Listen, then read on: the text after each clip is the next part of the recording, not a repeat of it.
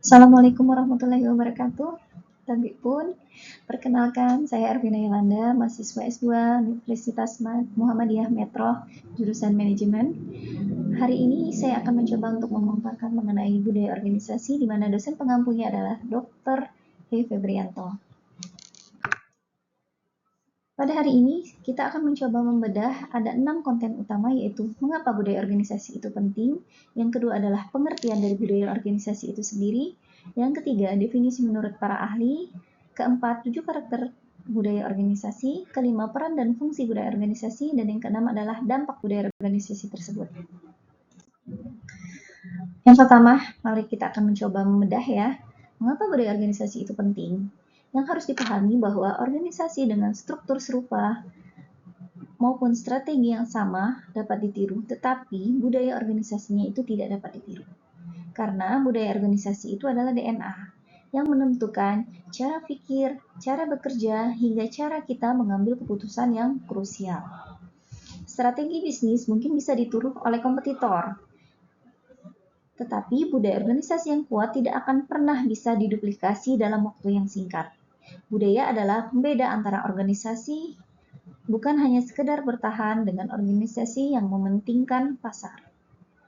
Jadi yang harus kita pahami bersama adalah struktur bisa jadi sama, tetapi cara organisasi beroperasi ditentukan oleh budayanya.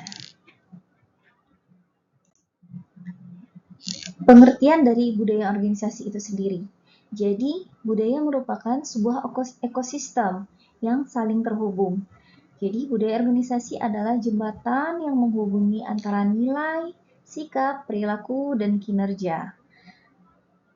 Sehingga penting untuk kita pahami bahwa budaya itu bersifat konseptual, tapi juga sekaligus praktis. Artinya apa? Bahwa budaya itu harus melekat dalam pikiran tiap anggota di organisasi tersebut. Tetapi juga harus sangat praktis dalam kegiatan dia sehari-hari. Jadi ia bukan hanya sekadar teori, tetapi melainkan realitas kerja suatu organisasi. Nah, menurut para definisi menurut para ahli yang saya ambil ada 4. Pertama dari Oichi tahun 1981, intinya bahwa nilai dan mitos pembentuk keyakinan karyawan itu yang dimaksud dengan budaya organisasi. Sedangkan menurut Nadler tahun 1984, budaya organisasi itu adalah tujuan, konsensus, dan integritas prestasi. Sedangkan menurut Settle 1994, budaya organisasi adalah perilaku, ikatan, dan proses internal. Sedangkan menurut Robbins tahun 2002, budaya organisasi adalah karakter budaya yang dapat dipahami.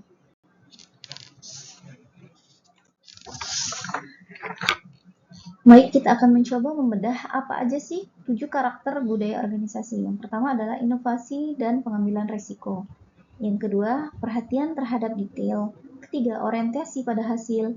Keempat, orientasi terhadap individu. Kelima, orientasi terhadap tim. Dan yang keenam, agresivitas. Dan ketujuh, stabilitas. Apa sih yang dimaksud dengan inovasi dan pengambilan risiko? Jadi, seberapa berani kita untuk mencoba hal-hal baru atau adaptif.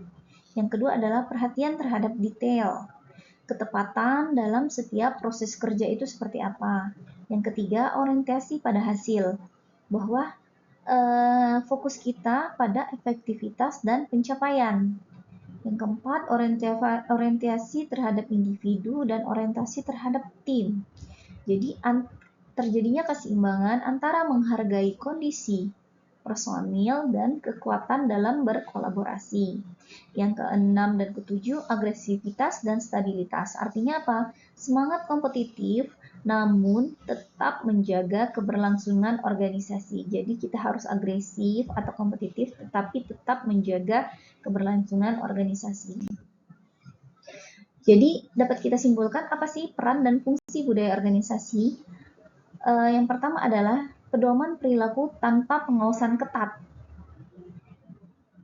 Yang kedua, mendukung perubahan dan pembelajaran di organisasi. Nah, sehingga hasil akhirnya apa? Akan meningkatkan kepuasan kerja, loyalitas, dan kinerja. Ini sejalan dengan penelitian menurut Kotler dan Hesketh tahun 1992. Penelitian ini menunjukkan bahwa budaya yang adaptif berkontribusi langsung pada kinerja organisasi jangka panjang. Dampak budaya terhadap kinerja. Nah, bagaimana sih dampak budaya terhadap kinerja? Pertama adalah peran dari pimpinan atau manajer. Jadi mereka ini adalah role model budaya. Karena apa? Karena pimpinan adalah arsitek sekaligus role model dari budaya itu sendiri. Budaya yang sehat adalah jaminan bagi keberlangsungan suatu organisasi. Dan budaya yang positif juga akan meningkatkan kolaborasi. Jadi intinya apa? Culture, its strategy for breakfast. Kesimpulannya apa? Yaitu pertama, budaya organisasi adalah kekuatan sosial yang tidak terlihat. Yang kedua, budaya yang kuat akan meningkatkan komitmen, kinerja, dan keberlanjutan organisasi. Budaya juga harus dibangun dan dipelihara di semua level, tidak hanya dari pimpinan, tetapi juga semua level dari yang sampai paling bawah. Itu saja presentasi saya mengenai budaya organisasi. Jika ada kesalahan dan kekurangan, saya mohon maaf. Wassalamualaikum warahmatullahi wabarakatuh.